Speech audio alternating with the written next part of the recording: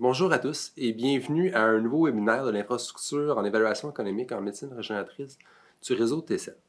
Je suis Jason Guertin, directeur de cette infrastructure, et aujourd'hui je vais vous présenter les scores d'utilité et les années de vie ajustées pour la qualité.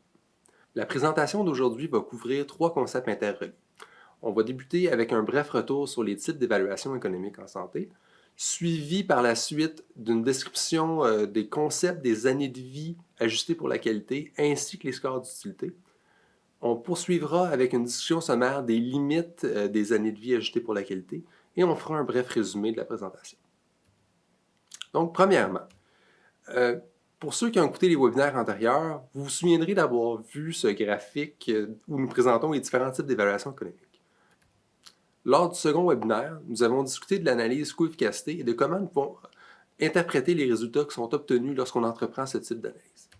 Comme nous l'avions discuté, l'analyse coût-efficacité a une importante limite. Celle-ci peut seulement examiner une seule mesure d'efficacité à la fois.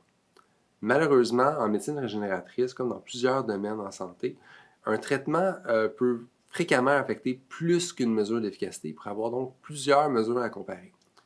Lorsqu'on entreprend l'évaluation économique d'un tel traitement qui affecterait plusieurs mesures d'efficacité, on recommande plutôt d'utiliser une analyse coût-utilité ou une analyse coût-bénéfice. Quoique les deux types d'analyse peuvent être utilisés pour comparer des interventions qui ont plusieurs conséquences, l'analyse coût-utilité est généralement privilégiée et c'est celle-ci qu'on va discuter aujourd'hui. C'est important de vous rappeler que les analyses coût-efficacité et l'analyse coût-utilité sont très similaires. Tout comme l'analyse coût-efficacité, les résultats des analyses coût-utilité sont représentés via un rapport de coût-efficacité différentiel et leur statut via est-ce qu'ils sont rentables ou non se fait de la même manière. La plus grande différence en réalité entre les analyses coût-efficacité et coût-utilité concerne la mesure d'efficacité utilisée dans les analyses coût-utilité. Celle-ci, plus identifiée comme étant les années de vie ajustées pour la qualité, en français via l'acronyme AVAC, ou plus communément en anglais Quality Adjusted Life Years, ou l'acronyme QALY. Les années de vie ajustées pour la qualité quantifient la quantité de vie gagnée en fonction de la qualité de celle-ci. Elle se calcule grâce à la multiplication du temps passé dans un état de santé fois le score d'utilité qui est assigné à cet état de santé. Il est normalement plus facile de comprendre ce qu'est un QALY lorsqu'on le présente sous la forme d'un graphique. Vous avez ici les résultats d'une étude comparant un traitement A à un traitement B. Vous voyez actuellement qu'un patient exposé au traitement A va vivre une certaine période de temps à partir du moment qu'il est initié sous le traitement jusqu'à son décès et qu'il va vivre avec un certain niveau de vie pendant celle-ci. Ce niveau de vie est représenté via le score d'utilité que vous voyez sur l'axe des Y. Vous voyez maintenant ce qui arrive si ce même patient avait été exposé au traitement B au lieu du traitement A. Ce patient va non seulement avoir un gain de survie, mais aussi un gain de QALY pendant la période additionnelle de sa vie. Ces QALY peuvent être estimés grâce à l'aire sous la courbe. Et le gain en QALY entre le traitement B et A peut être obtenu entre la différence des deux aires sous la courbe selon le patient. Premièrement, un score d'utilité représente la désirabilité ou la préférence relative qu'une personne accorde à un état de santé. Par convention, la santé parfaite a un score d'utilité égal à 1, la mort ou être mort a un score d'utilité égal à 0, et les états de santé qui sont pires que la mort ont des scores d'utilité qui sont négatifs ou inférieurs à 0.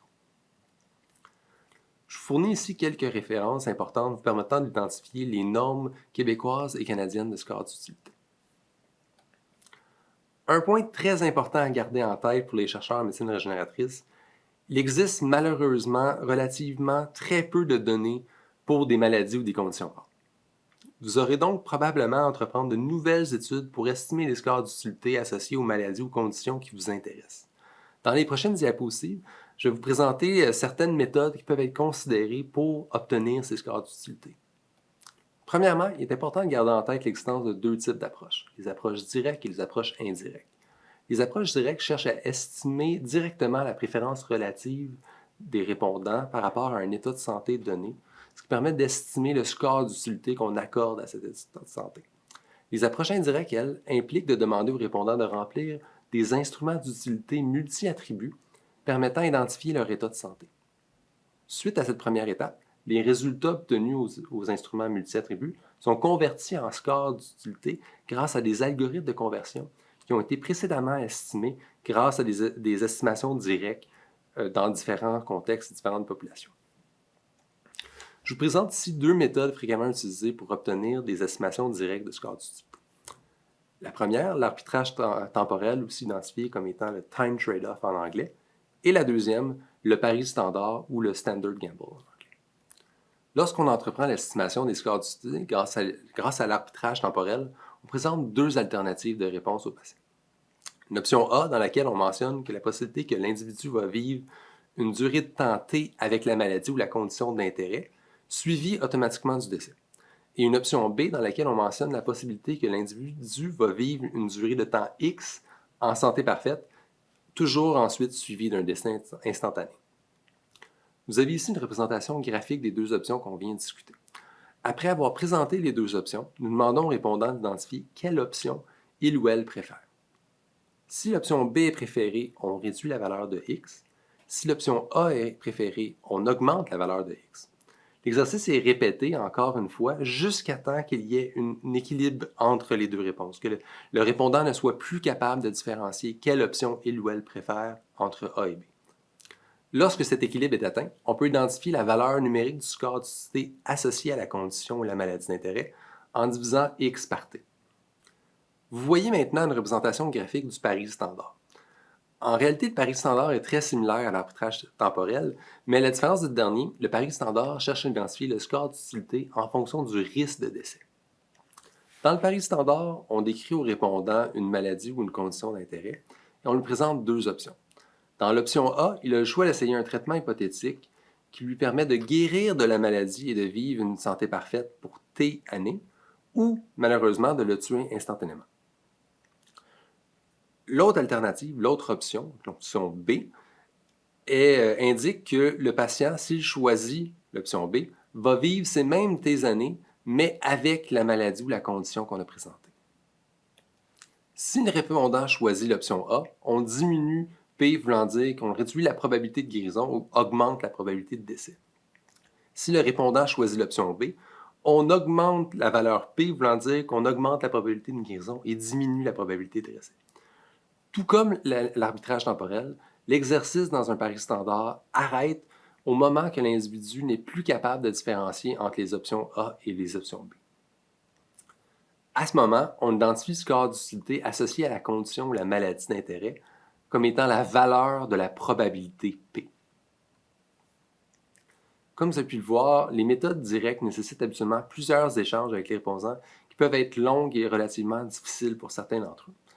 À l'opposé, les méthodes d'estimation indirecte sont relativement rapides et simples. Je vous rappelle qu'elles consistent à demander des instruments d'utilité multi-attributs, soit des questionnaires examinant une liste d'attributs ou dimensions de santé.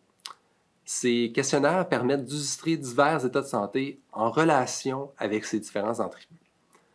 Par la suite, les réponses aux questionnaires sont converties en scores d'utilité via des algorithmes de conversion.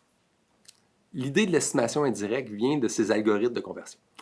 Ceux-ci ont été développés en demandant à des groupes représentatifs de la population générale de fournir les scores d'utilité pour divers états de santé décrits par les instruments multi-attributs. De cette manière, sachant l'état de santé rapporté par le répondant, nous sommes capables de leur assigner un score d'utilité en fonction des réponses fournies par ces groupes représentatifs dans le passé. Je vous présente les trois instruments les plus fréquemment utilisés dans la littérature. Le EuroQual 5 Dimensions, soit le EQ5D 3L et EQ5D 5L, le Health Utilities Index Mark III, le UI3, qui a une particularité d'être canadien, et le Short Form 6 Dimensions, le SF6D. Je me permets de prendre quelques minutes pour vous décrire plus en détail le EQ5D 3L et le EQ5D 5L, parce qu'ils représentent les outils les plus fréquemment utilisés dans la littérature. Un des gros avantages de ces instruments, c'est qu'ils ont été validés dans plusieurs langues et dans plusieurs pays. De plus, il existe plusieurs versions de l'algorithme de conversion qui ont été développées dans plusieurs populations différentes. Donc ensemble, ça présente vraiment des très grandes forces de cet instrument. Point commun aux deux instruments, c'est que les deux versions examinent 5 attributs que vous voyez à la droite de votre écran en ce moment.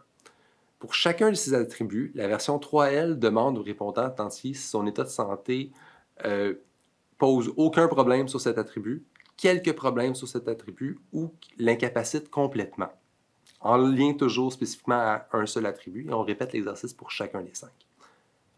La version à 5 niveaux, elle, examine les 5 mêmes attributs, mais les niveaux d'incapacité sont explosés afin de permettre une meilleure gradation de l'incapacité par attribut. Évidemment, le choix de l'outil que vous allez utiliser va dépendre de plusieurs facteurs, dont les attributs examinés.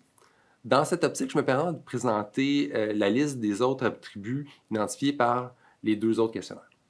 Dans le cas du Health Utilities Index Mercury, on examine les 8 attributs qui sont identifiés à la droite de votre écran. Chaque attribut est évalué via une question à 5 ou 6 niveaux de capacité. Le SF6D, tant qu'à lui, examine 6 attributs qu'on identifie à la droite de votre écran. Dans ce cas-ci, les niveaux d'incapacité perçus par le répondant pour chaque attribut est évalué via des questions de 4 à 6 niveaux. Malgré le fait que j'aurais tendance à recommander aux experts en médecine régénératrice de favoriser les méthodes d'estimation indirecte des scores d'utilité, c'est important de garder en tête que ces méthodes ont aussi des forces et des limites qui peuvent vous influencer. Du côté des avantages, notons surtout que ces outils sont rapides et faciles à administrer aux répondants. Par contre, du côté des avantages, il y en a plusieurs. Notons surtout que chaque instrument est différent et qu'il examine des attributs qui lui sont propres. Malheureusement, il est possible qu'aucun instrument examine un attribut important en lien avec la maladie qui vous intéresse ou la condition qui vous intéresse. Et, au-delà des construits des instruments, les méthodes indirectes ont le désavantage que les scores d'utilité qu'ils fournissent sont non seulement spécifiques aux instruments utilisés, mais aussi aux populations dans lesquelles les algorithmes de conversion ont été établis. Ce qui veut dire qu'il y a des risques d'erreur si jamais vous utilisez un instrument qui n'a pas été validé dans la langue ou dans la juridiction que vous examinez ou dans laquelle vous travaillez. Avant de conclure, je désire qu'on discute néanmoins de certaines des limites des années de vie ajustées pour la qualité. Comme on vient de le discuter, chaque technique et chaque approche ont leurs propres forces et faiblesses qu'il faut considérer. Malheureusement, différentes techniques, lorsqu'elles sont utilisées chez la même population, peuvent et vont souvent donner des résultats qui vont différer. Les différences ne sont pas nécessairement majeures d'un point de vue numérique, mais celles-ci peuvent quand même être un biais potentiel dans vos études. De plus, c'est aussi important de garder en tête que les résultats ou les estimés provenant d'ailleurs, donc des études de score d'utilité dans une autre juridiction, pourraient aussi être différentes si vous les ramenez dans votre propre juridiction, les valeurs étant spécifiques à chaque juridiction. Donc, l'utilisation de données externes est peut-être à déconseiller lorsque possible. Autre limite importante à considérer, c'est en lien avec les scores d'utilité permettant d'estimer les QALY ou les AVAC gagnés lors d'une étude. Étant donné que les AVAC et les QALY sont au dénominateur de la formule du rapport de coefficacité différentielle, des petites variations dans l'estimation des scores d'utilité, donc une erreur sur le score d'utilité, pourrait avoir des impacts très importants sur les résultats de votre évaluation économique. Donc, des petites erreurs vont gonfler leur effet, ou seront gonflées plutôt, lorsqu'on va entreprendre le calcul du rapport coefficacité différentielle. Une autre limite importante des années de vie ajustées pour la qualité, c'est qu'ils sont très mauvais pour estimer des effets transitoires, des effets écus. De même, de par la nature des méthodes utilisées pour les estimer, il peut être très difficile d'intégrer certaines dimensions dans un score d'utilité. Donc, certains attributs peuvent être difficiles à obtenir. À cause de cette limite, il est possible que certains des bénéfices que vous pourriez entrevoir pour une technologie ne puissent pas être capturés via cette méthode. Finalement, pas que c'est nécessairement une limite directe de la méthode, mais c'est important de le garder en tête. Les QALY, ça représente les aires sous la courbe et ils sont obtenus en multipliant la durée de temps vécue dans un état de santé par le score d'utilité assigné à cet état de santé. Vous voyez ici 3 exemples qui donnent mathématiquement le même chiffre. Or, même si ces résultats sont tous les 3 égaux, la valeur que la société accorde à ces différentes mesures pourrait différer. C'est un point important à garder en tête.